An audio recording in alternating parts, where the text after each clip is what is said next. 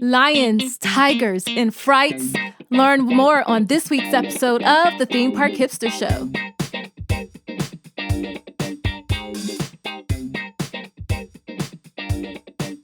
Hey, Theme Park Hipsters! It's your host, NikkyJ, the owner of ThemeParkHipster.com, where I help you plan the best solo theme park vacation with the latest tips, reviews, personal stories, and more. Today, guys, we have another spectacular episode. We are going to learn how to survive Howl-O-Scream at Busch Gardens and Tampa Bay. And yes, I did say Howl-O-Scream, not Halloween Horror Nights.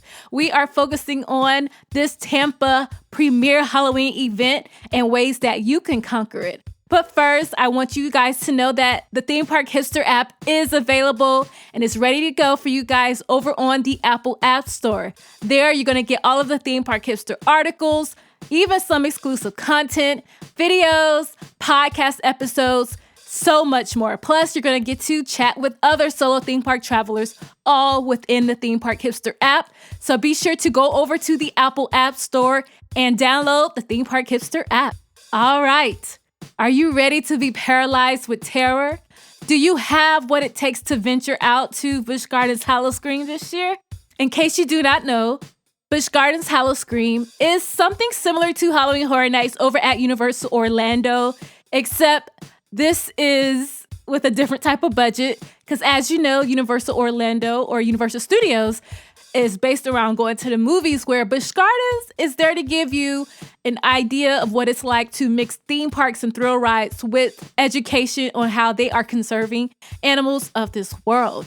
So when I think about Howl-O-Scream compared to Halloween Horror Nights, I think of Howl-O-Scream as like this intense, you're going to be screaming, you're going to be running around type of Halloween event.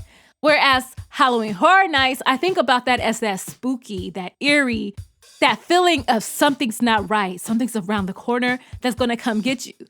Halloween Horror Nights is just that type of vibe. But when you are over in Tampa at Howl-O-Scream, things are totally different. The team members at Busch Gardens go crazy. It's like they have a memo to go out there, to take over, to scare the crap out of you, and to make you go home somewhat into pieces, depending on it. And one of the things that makes Howl-O-Scream a little bit different from Halloween Horror Nights is that the houses at Howl-O-Scream, they are the same some years. Whereas Halloween Horror Nights, they change every year. It's always a big deal about the haunted mazes that will be announced. But Howl-O-Scream, usually you will get at least one new house a year, but most of the other houses will be returned. So if you did like a house, you will be able to repeat it once again at Howl-O-Scream. Now that we have all of that down, before we even go through the tips for Howl-O-Scream, if you are trying to get to Busch Gardens from Orlando or from Disney, you're basically going to get on I-4 West. You're going to take that for about 58 miles, about 60 miles.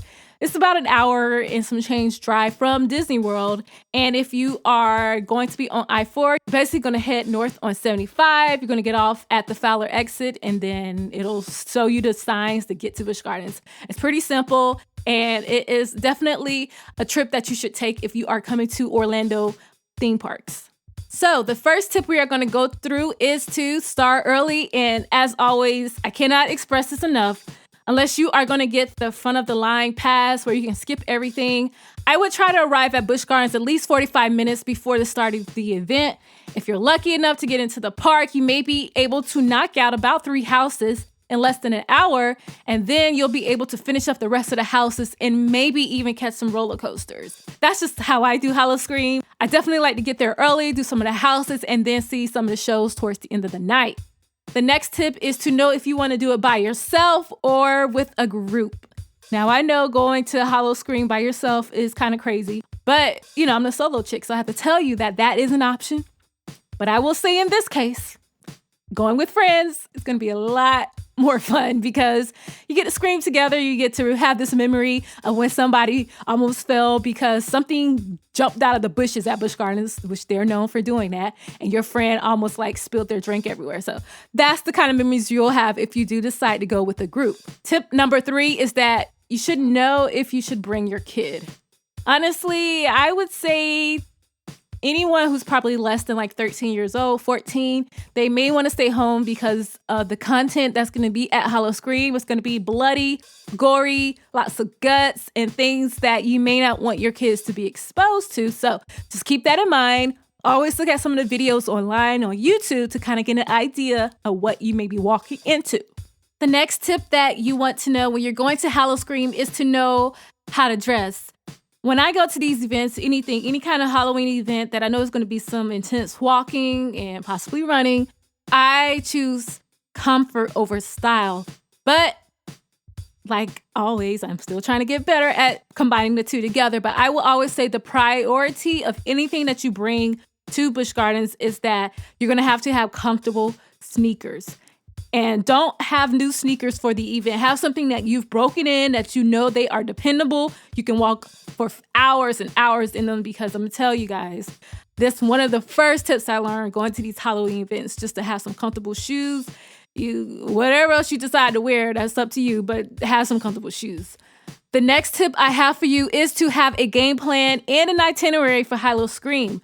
Before you even get there, try to find some type of map of the event, even just a map of Busch Gardens, just to kind of get an idea of how the park is laid out if you've never been there. For Howl-O-Scream, if you could find a map online, then I would definitely kind of look at it and then see where all the houses are so that you know which one you want to hit first, and then you can map the rest of the things after that. But definitely kind of get an overview of what's going on before you get there.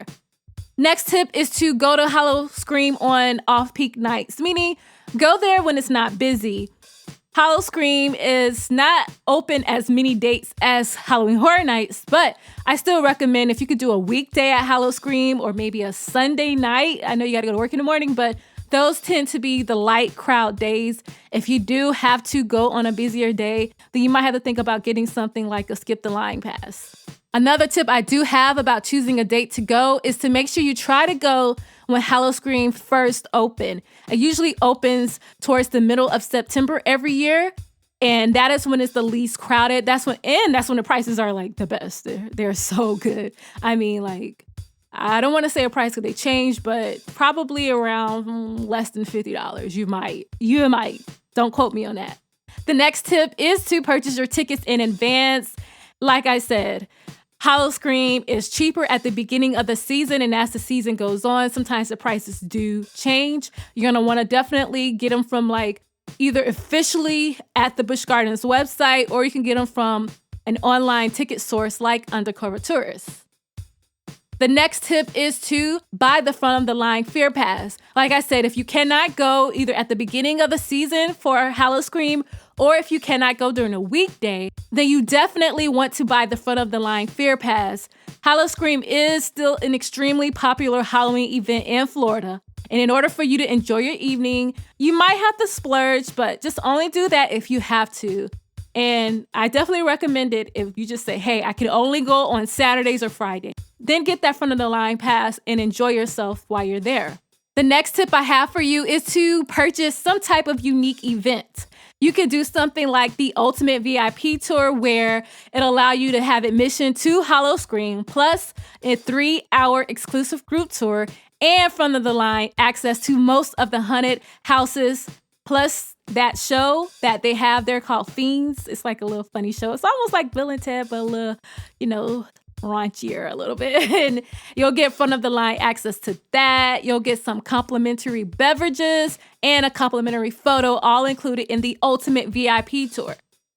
The next tip that I recommend for Howl-O-Scream is to possibly think about purchasing a unique activity. And when I mean by unique, I mean something like what they have there called is the Fright Feast. This is like a special dinner that takes place inside the Dragonfire restaurant at 6 p.m. And that means that you'll get to be at the park before Howl-O-Scream opens. You'll get to have dinner because this Fright Feast package includes all you care to eat dinner buffet, an exclusive preview of the Fiend show for that night, and front of the line access to all of the haunted houses until 8:30 p.m. So if you don't want to do the VIP tour, the next thing below it is the Fright Feast package. That's the way to go for Howl-O-Scream. The next tip is to stay hydrated.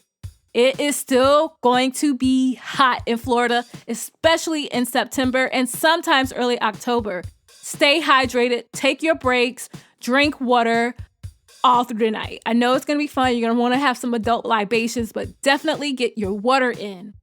The next tip is to monitor the weather. Like I said, it is still hot in Florida. You're going to want to make sure that you also check out to make sure that there's no rainstorms coming that night if you need to bring something like a poncho or an umbrella, because Florida weather can ruin your night.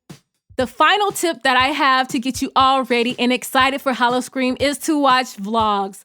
There are so many unique vloggers that I love to watch on YouTube, and I love just Googling Howl-O-Scream, and then I'll put the year in to see if anybody has been there this year, or if this year's event hasn't started, I might put in the previous year, just to kind of get an idea of the feel for Howl-O-Scream, and it'll let you see how different it is from Halloween Horror Nights at Universal. There you have it. Those are my tips for Howl-O-Scream. Let's go through them quickly before we end this podcast episode. The first tip is to start early. The second tip is to decide if you want to go solo or with a group of friends. The third tip is to know if you should bring your kid.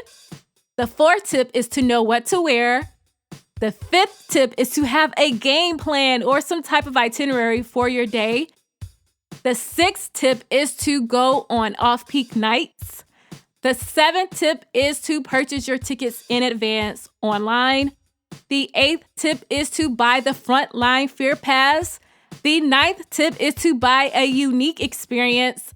The 10th tip is to purchase some type of unique activity like the Fright Feast. The 11th tip is to stay hydrated and stay cool. The 12th tip is to monitor the weather. And the 13th tip is to watch all of the vlogs before you get to Howl-O-Scream. Keep in mind that the houses here are spectacular, if not just as spectacular as Halloween Horror Nights, so you won't have any problems there.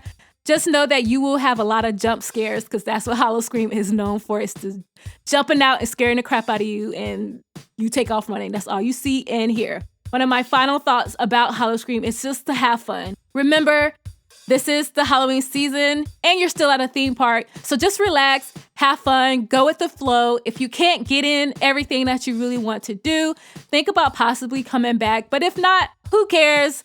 It's Busch Gardens. You're having fun. Get on a roller coaster to make up for not doing everything you wanted to do. That is all that I have for today. If you have any of your favorite Busch Gardens Howl-O-Scream tips, be sure to let me know. You can go over in the ThemeParkHipster app, or you can email me over at ThemeParkHipster@gmail.com.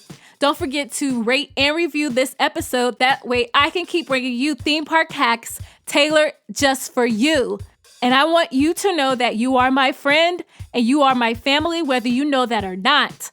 And until next time, happy park hopping hipsters. The content on the Theme Park Hipster Show represents my own and not those of any organizations or activity mentioned. I am just someone here who likes to share my own stories to you and hope that I can help you have the best vacation ever.